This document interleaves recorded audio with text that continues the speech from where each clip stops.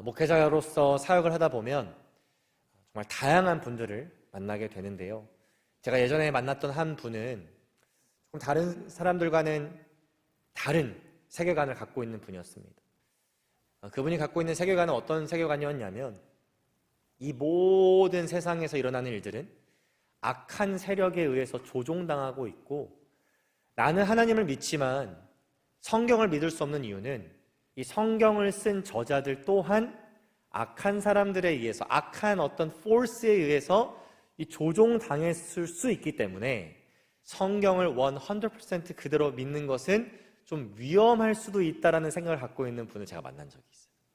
자, 그래서 그분과 상담을 하다가 왜 성경을 그럼에도 불구하고 믿을 수 있는지, 그리고 왜 예수 그리스도의 복음을 믿는 사람들은 그런 악한 영들이 역사한다고 할지라도 왜 그들을 두려워하지 않아도 되는지, 왜 날마다 승리를 경험할 수 있는지에 대해서 열심히 성경을 가지고 설명하기도 하고 복음을 들고 설명하기도 했는데요. 거의 한 3시간, 4시간 가까이 대화를 나누다가 마치 정말 단단하게 굳어져 있는 그런 마음이 있다는 것을 알고, 이게 설득의 문제가 아니구나, 이분의 영혼을 위해 기도해야 되겠구나 하고 대화를 마무리한 적이 있었습니다. 여러분, 오늘 본문의 컨텍스트를 보면 마치 그렇게 자신만의 세계관에 갇혀서 마음이 단단하게 굳어져서 진리가 페네트레이트하지 못하는, 뚫어내지 못하는 그런 상태의 사람들을 대상으로 바울이 오늘 말씀을 적고 있다라는 것을 알 수 있습니다. 바로 행위 구원이라는 이단 사상에 빠진 이 유대인들을 대상으로 바울이 지금 편지를 쓰고 있는 것인데요. 이 유대인들은 100% 다 그런 것은 아니었지만 대부분, 대다수가 바로 자신들의 선한 행위, 율법을 잘 지키고 선한 행위를 하면 자신들이 구원을 이뤄낼 수 있다라는 그런 사상에 빠져 있었다는 것을 여러분 잘 알고 계실 겁니다. 그래서 바울은 오늘 본문의 말씀을 통해서 그들이 생각했던 가장 중요하고 중심적이었던 인물인 바로 아브라함이라는 인물을 통해, 왜 하나님께서는 믿음을 통해 구원을 이루시는 하나님이신지, 바로 그 복음의 진수, 복음의 진리를 전하고 있는데요. 오늘 이 아침에 바울이 그렇게 전하고 있는 이 복음의 진수, 복음의 진리, 그것이 2가지 측면으로 한번 살펴보기를 원합니다. 첫 번째로는요, 바울은 구원이 인간의 행위로는 절대로 이룰 수 없는 것이라는 것을 다시 한번 강조하고 있습니다. 오늘 본문 3절 말씀을 보시면요, 이렇게 말하고 있습니다. 성경이 무엇을 말하느냐? 아브라함이 하나님을 믿음에 그것이 그에게 의로 여겨진 바 되었느니라. 지금 바울은 유대인들이 가장 잘 따르고 존경하고 그들의 삶 가운데, 그들의 인생 가운데, 그들의 정체성 가운데 가장 핵심적인 인물이라고 할 수 있는 이 아브라함을 예시로 들어서, 너희가 그렇게 존경하고 너희가 그렇게 따르고 너희 정체성의 근간이 되는 이 아브라함마저도 하나님께 믿음으로 말미암아 의롭다 칭함받은 사람이라는 것을 지금 보여주고 있는 겁니다.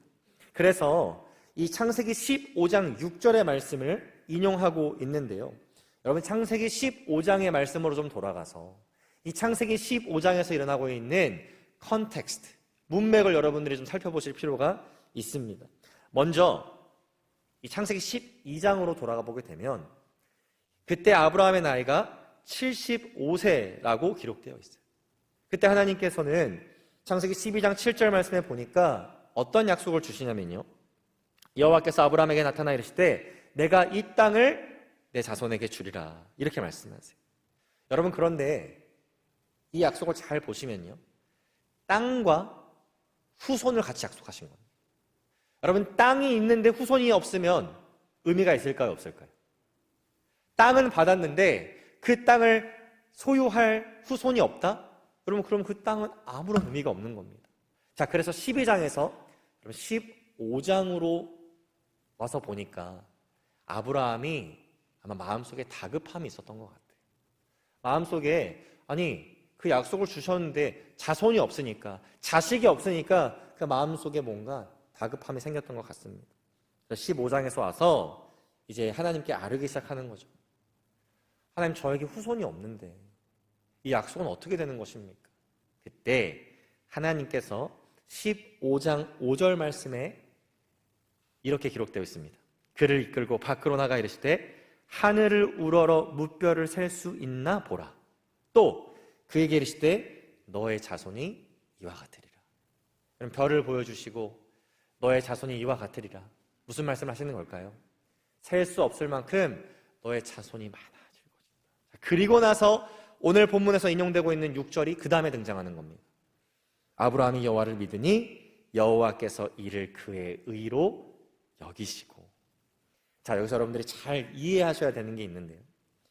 여러분, 지금 아브라함이 어떤 행위를 해서, 아브라함이 무언가 잘해서 선한 일을 해서 지금 아브라함이 의롭다 칭함받았다라고 성경이 말하고 있나요? 그러지 않습니다.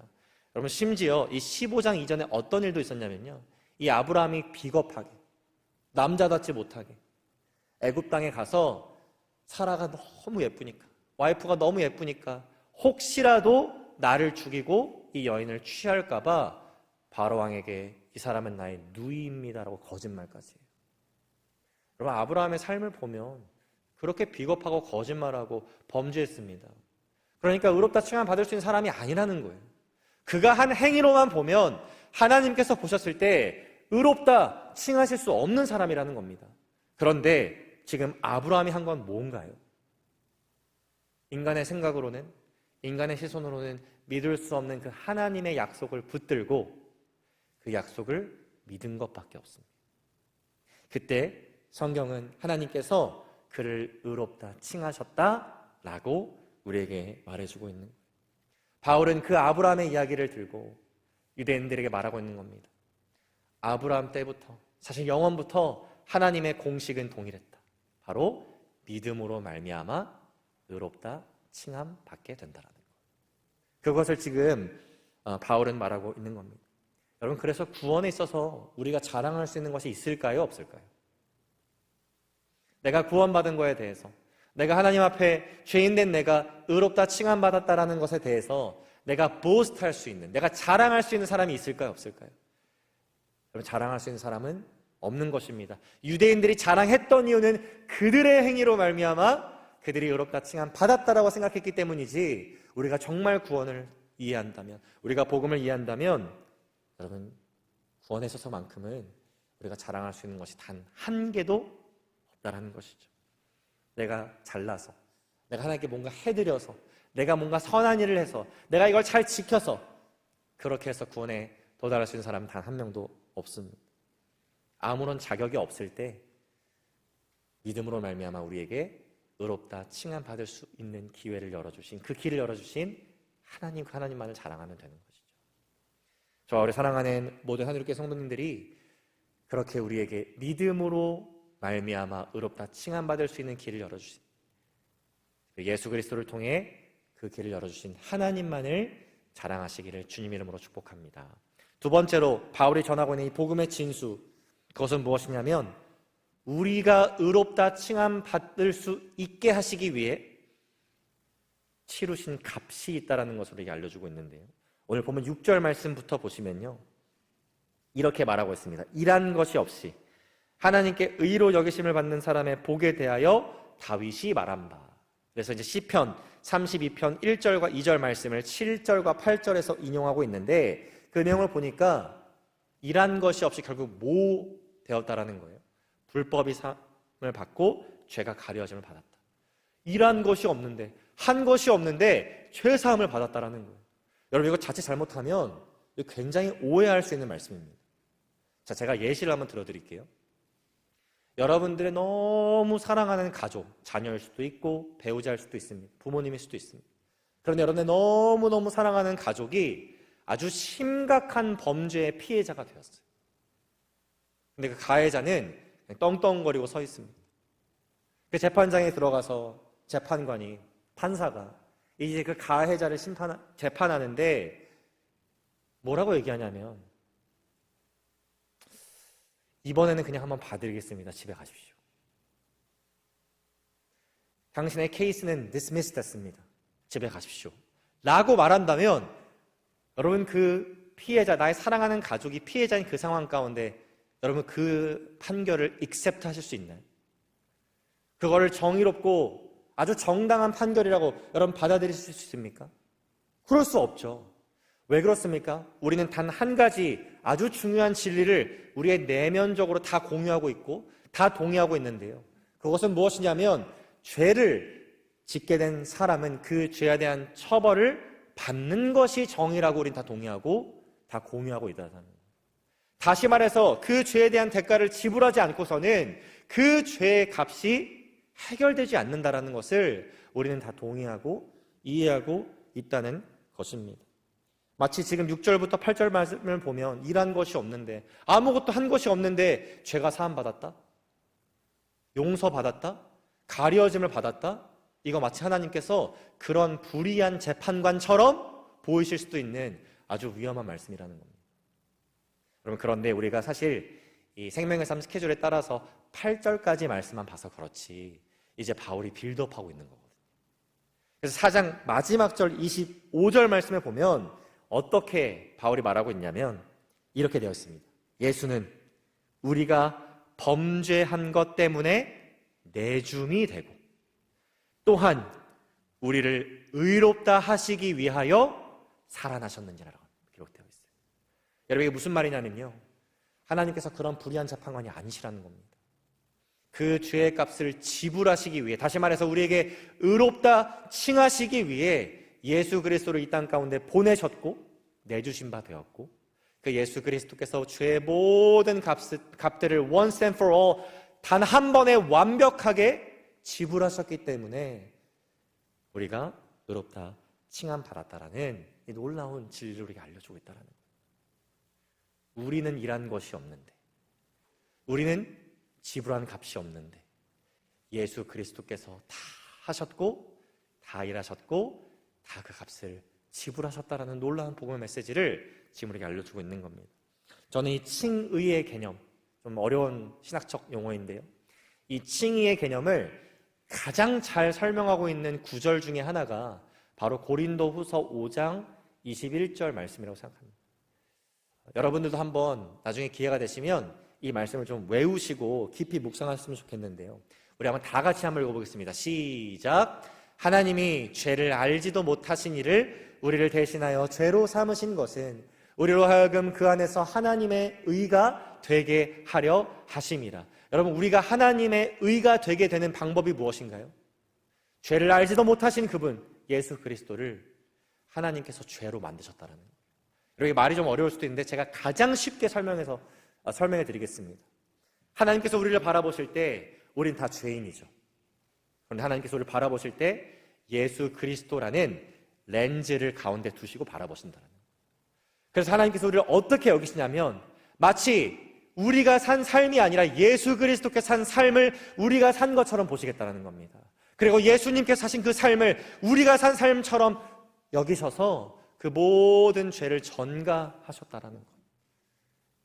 그래서 하나님께서 우리를 보실 때는 예수 그리스도를 통해 보시기 때문에 우리를 의롭게 칭하실 수 있다는 것이 바로 이 칭의의 개념이라는 거예요.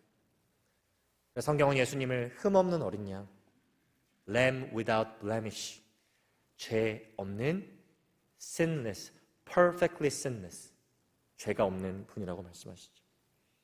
우리가 죽었어야 했는데, 우리가 값을 지불했어야 되는데 인간의 육신 입고 이 땅에 오셔서 그 죄의 값을 다 지불하신 흠없는 어린 양. 우리는 한 것이 없는데, 우리는 일한 것이 없는데 그분께서 다 일하셔서 값을 다 지불하셔서 우리가 하나님 안에서 의가 되었다. 유대인들도 하여금 그 복음의 진수를 지금 바울은 가르쳐주고 있는 것입니다. 여러분, 유대인들은 끊임없이 본인들의 힘으로, 본인들의 행위로 구원에 이를 수 있다고 믿었지만, 그래서 끊임없이 자기 자신을 자랑하고 교만함으로 가득했지만, 복음은 정반대를 이야기하고 있습니다. 우리는 우리의 스스로의 힘으로 절대로 구원에 이를 수 없고, 우리는 한 것이 없지만 예수 그리스도께서 모든 값을 지불하셔서 우리가 그 놀라운 의롭다 칭함받는 구원을 값없이 free grace, 선물로 얻었다라고 우리가 알려주고 있다는 것이죠. 우리 사랑하는 모든 성도님들이 그 복음의 진리에서 떠나지 않으시기를 주님의 이름으로 축복합니다. 그래서 우리의 모든 삶이 그 복음 가운데 거하며 내 자신을 자랑하는 데 있는 것이 아니라 오직 하나님만을, 그리고 이 땅 가운데 오신 예수님만을 자랑하는 삶이 되시기를 주님의 이름으로 축복합니다. 기도하겠습니다.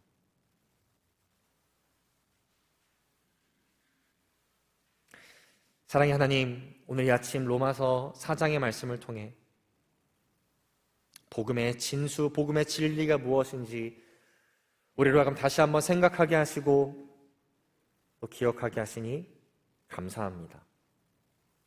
하나님, 우리가 하나님 앞에 섰을 때 고개조차 들 수 없고 자랑할 것 하나 없는 그런 연약하고 부족한 존재임에도 불구하고 때로는 내 삶 가운데 교만함이 자리 잡아 내 자신을 끝없이 자랑하고자 하는 그런 죄악 앞에 우리가 살아가고 있음을 주님 부끄럽지만 고백합니다. 우리는 한 것이 없는데 모든 것을 다 짊어지시고 우리의 죄값을 지불하시기 위해 오신 예수 그리스도, 그 주님의 사랑과 그 주님의 희생과 그 주님의 자비를 기억하며 우리가 이제 내 자신을 자랑하는 삶이 아닌 오직 예수 그리스도만을 자랑하는 삶 살게 하여 주옵소서. 우리에게는 공짜로 주어졌지만 예수 그리스도께서는 그 값을 다 지불하셨다는 것을 기억하며 우리가 날마다 구원의 감격과 기쁨 가운데 살아갈 수 있도록 주님 은혜를 베풀어 주옵소서. 감사드리며 예수 그리스도의 이름으로 기도합니다.